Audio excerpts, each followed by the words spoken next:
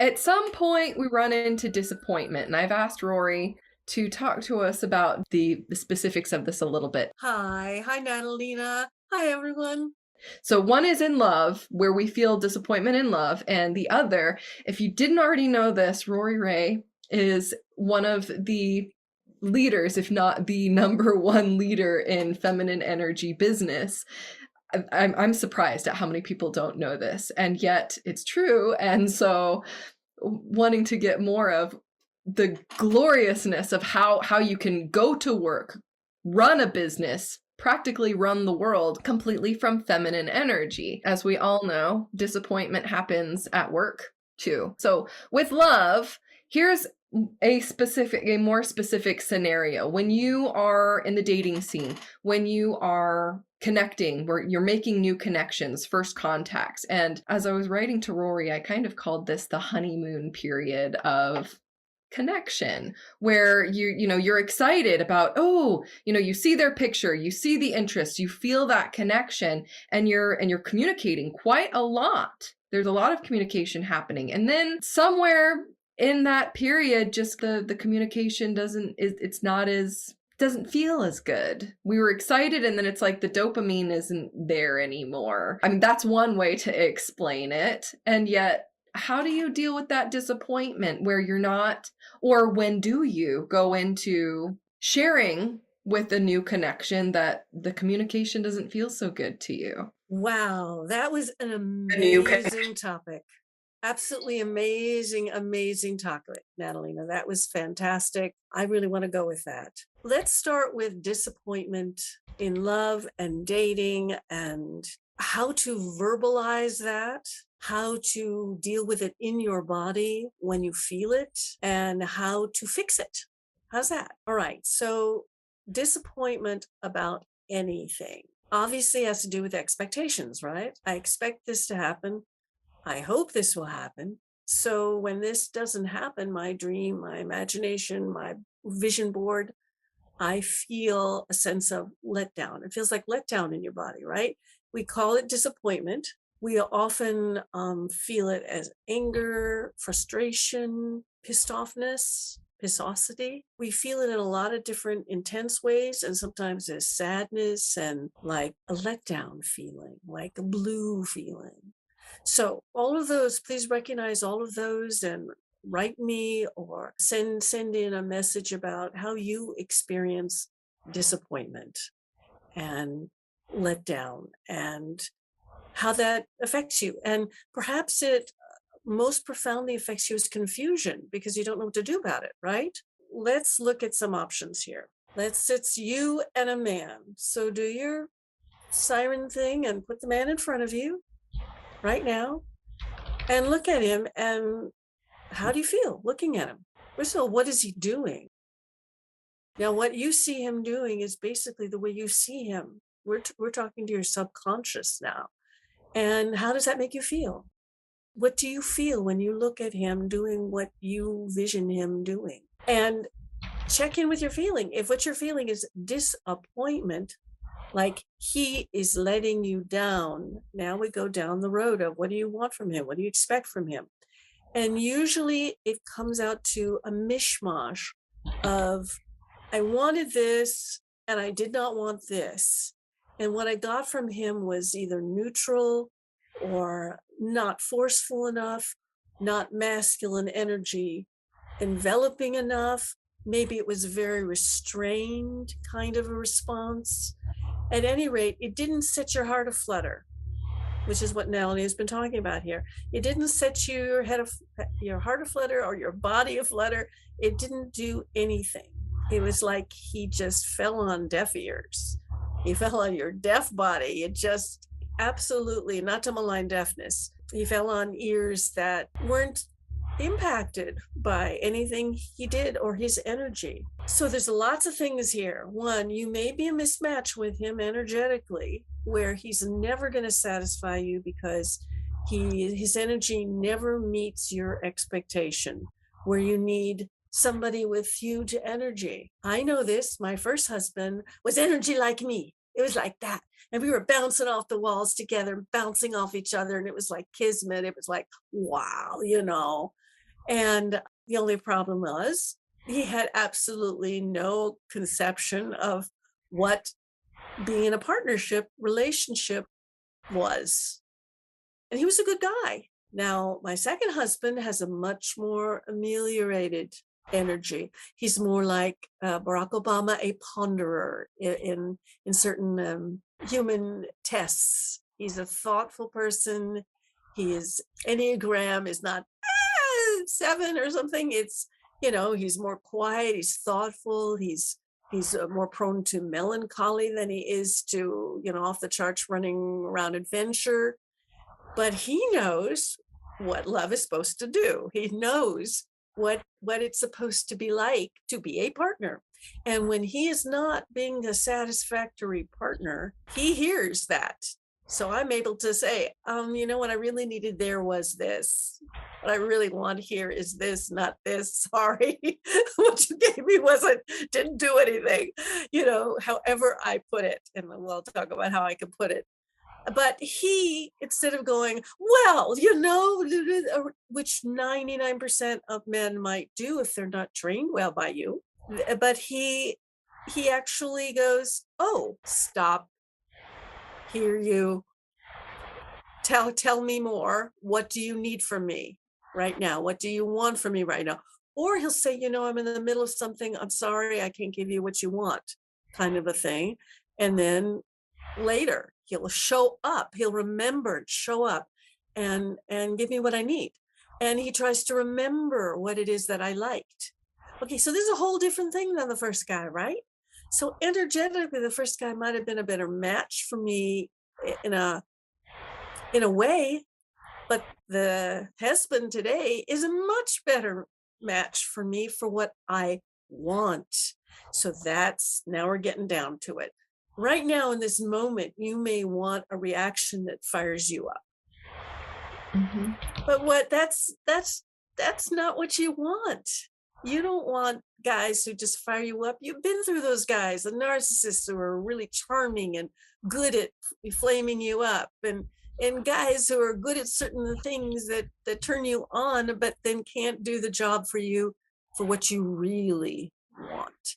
So you got to go into what you want. If you're young or old, and what you want now is adventure, and you don't really care about partnership, you just want to go from one fling to another and have fun and travel the world, then that's what you want. You want a never-ending stream of chemical moments, and you don't care about partnership. I've never met a woman like that, but I've heard of them. It's I like mean, kind of cinematic. It's kind of like the cinematic Bond woman, right? yes, yes. I mean, the women that I really respect, like Georgia O'Keeffe. Georgia O'Keeffe, into her 70s and 90s, lived with a young man, a painter. He was, by all accounts, her friend, her lover, even though the difference was, 30 years or more. I'm not even sure. When I visited Santa Fe, and Taos, I was able to, visit where she lived in the desert. And my respect for her as a painter is incredible, but my respect for her as a person, for getting what she wanted, was amazing. Yeah, she became world famous in order to attract a man who was young and could give her all of that. You don't necessarily have to do that. But that was a really extreme picture. And guess what? She didn't pick like what most women who are extremely successful pick, which is flash in the pan excitement. She didn't pick that. She picked a long-term partner, and he just happened to be awesome. I have a dear friend also who is a hugely successful woman. And what did she want? A partner. And she got a partner. She also got a partner who was 25 years her junior, and had no way to make money. And she had to accept that with him completely. But boy, was he there for her as a partner, and he still is. They're totally together. So what do you want? Sometimes you can't have everything, not because you can't have everything, but because everything doesn't gel really. It doesn't gel well.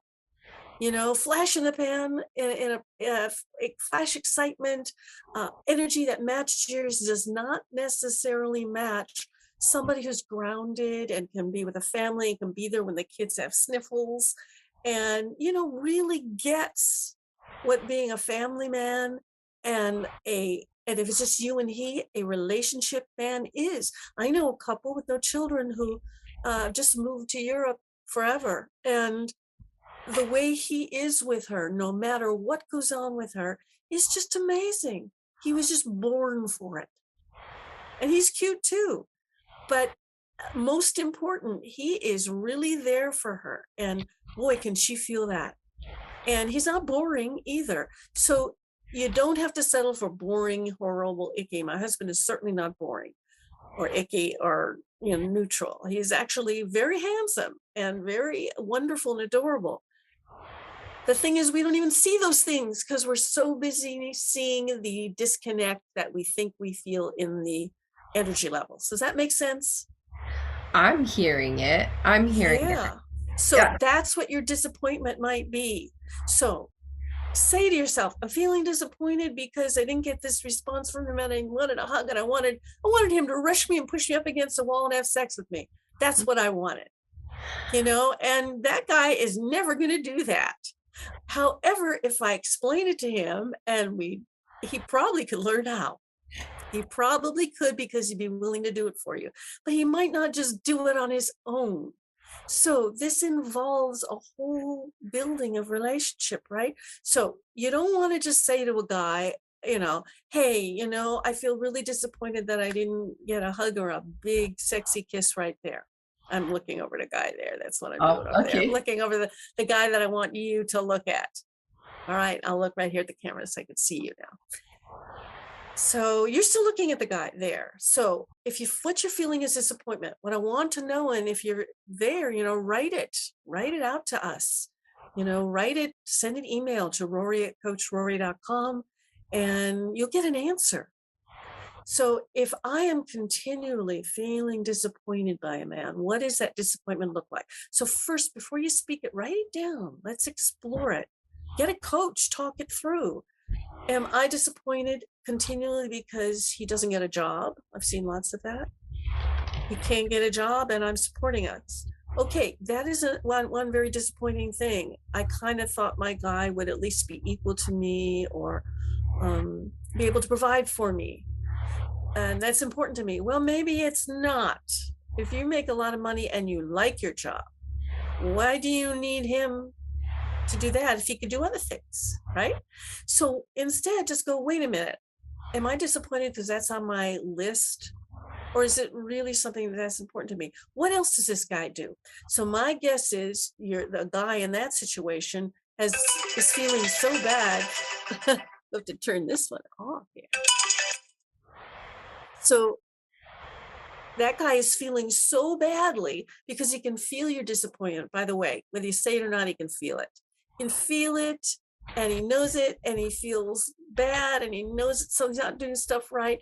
And he starts to pull away. So he starts to damp himself down. So you're just going to be more and more and more disappointed when you go down that route. So what you want to do is examine what the hell it is. And then you want to sit down and you want to say, honey, I want to have a talk with you about this. Something's been bothering me. Okay. We talk now? We talk in an hour? Okay. I say, what's going on? I don't know. What's happening? What did I do? What are you and no. You just want to say, I've really noticed that I'm feeling really disappointed that there isn't money coming in on your end. And I know it bothers you too. And he'll go, yeah. I said, well, I don't want to lose this marriage over that. What could we do? What are the things we could do? Could we quit? Could we sell everything? Could we downsize? What could we do? And you have to talk to yourself first to see what is acceptable to you. Maybe you don't want to downsize. Maybe, and spell it out that way and have a really kind conversation that you would have with somebody you love because you want love, right? And for you, love feels like he makes money.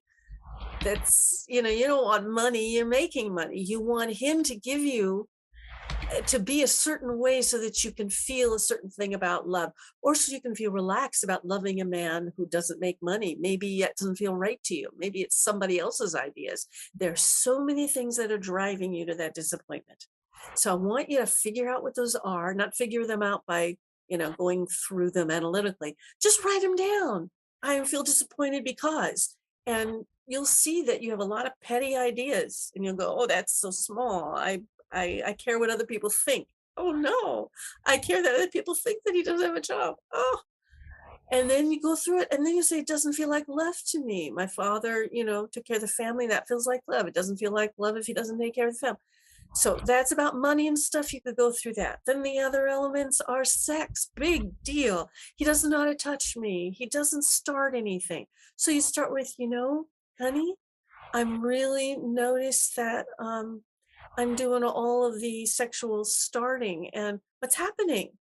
He'll say, well, and he'll get defensive and all those things, but you'll get into a discussion, right? And you'll start it, you'll open the door.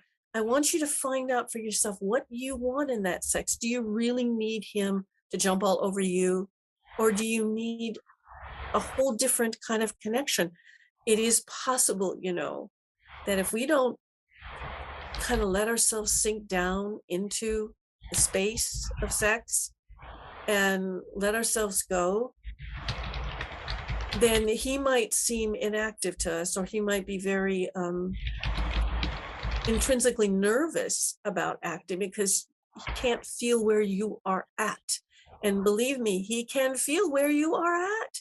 He may push it aside if he's a careless man or a narcissistic man, but if he's a good man, a good partnership man, he's actually in tune with you. He's looking for clues all the time. So if you feel um like it, he's not active enough, or he's not caring enough, you get to find a whole new way to communicate that. And I'm doing a sex master class pretty soon where we'll get to all of this. But really, you need to again sit by yourself, do a lot of masturbating. I get to say that on these, don't I? This is great. Can't do it on just a public program, but here on this this is wonderful. So you get to practice on yourself, really sinking in to your sexual self and not just letting it be all about action on the outside. And once you sink in, you'll start to find that from your feminine energy, the action just starts to happen. All of a sudden, you start to flail around, you start to move, you move your legs without thinking. It doesn't like, oh, I want to do this. Instead, it just like turns into something you want. And then you have to ask yourself, what am I looking for here? Do I want him to then do this? Then there's your disappointment. You want him to do something. Well, he doesn't know unless you tell him. And if it's not natural to him, he's going to have to learn. So big deal. If he's willing to learn, yeah, you can do that. And he always has some skills that are maybe hidden. He always is going to have some skills. You just have to kind of find them. If he's naturally shy and stuff, he's not going to be an aggressive type, which might be something in your dreams. So you can say to him, you know what? I'm imagining I'm going to be a schoolgirl. I'll be I'll be an elf. I'll be a sweet elf, and you'll be the magician. You'll be Merlin. Put a hat on, or play your magic on me, and he'll probably interact with you. He will. I remember I went to a workshop years ago with my husband. All couples, friends of mine were running kind of a workshop and a workshop for couples. And the last one was to pretend you were at this, a place where you just all get sexy with your partner, and everybody else does too, and make moves and stuff.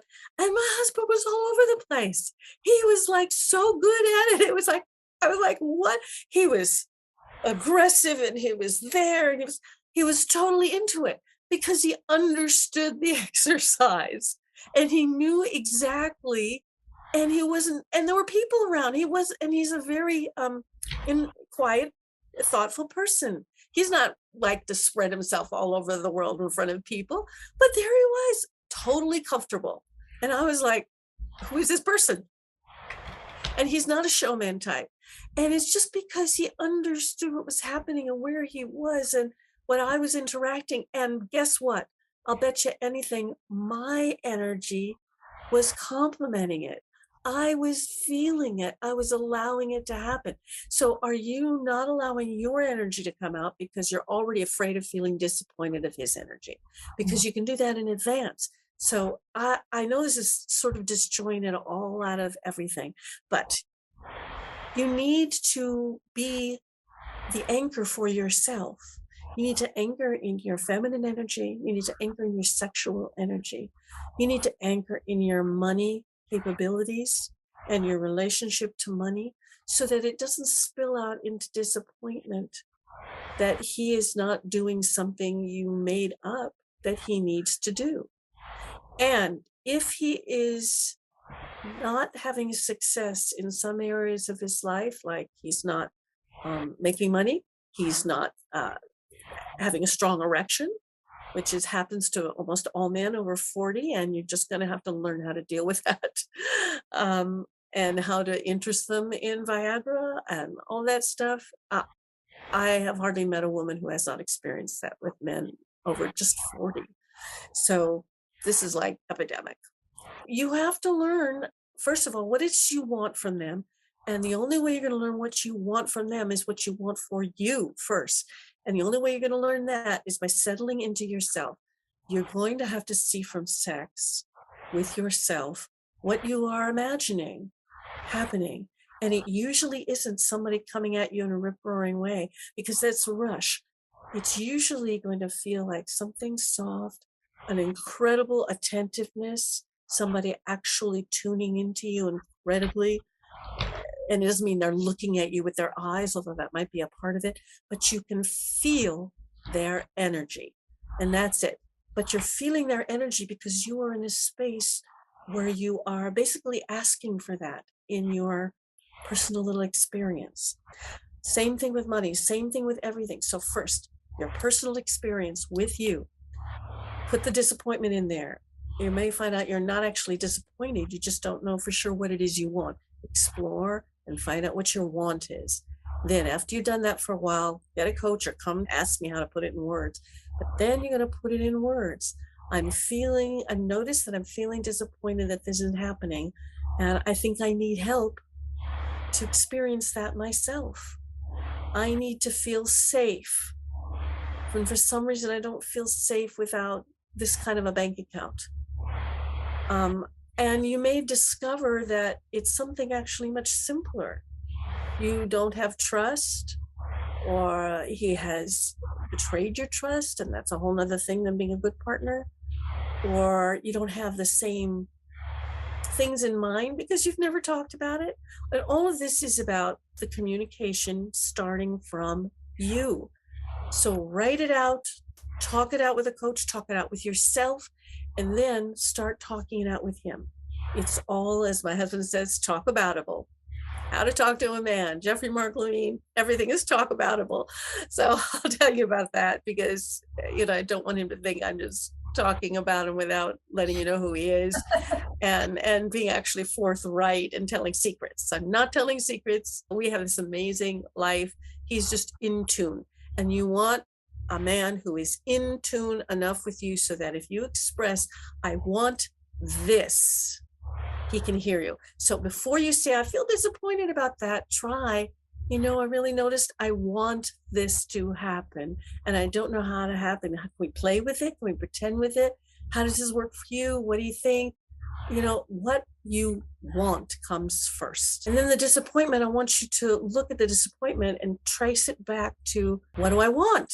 Am I zeroed in on it? Am I expressing it? How do I categorize it as a real thing? I love that, where you were identifying. Sometimes disappointment is really a matter of, I'm not really sure what it is that I want or what that would feel like. I absolutely love the attentiveness and feeling when that intention, attention is coming towards you. And sometimes it's quite radical. We want that so bad, and yet when we start getting it, it's all like something is wrong. And so it's kind of a calibrating space of being able to tolerate being loved and adored.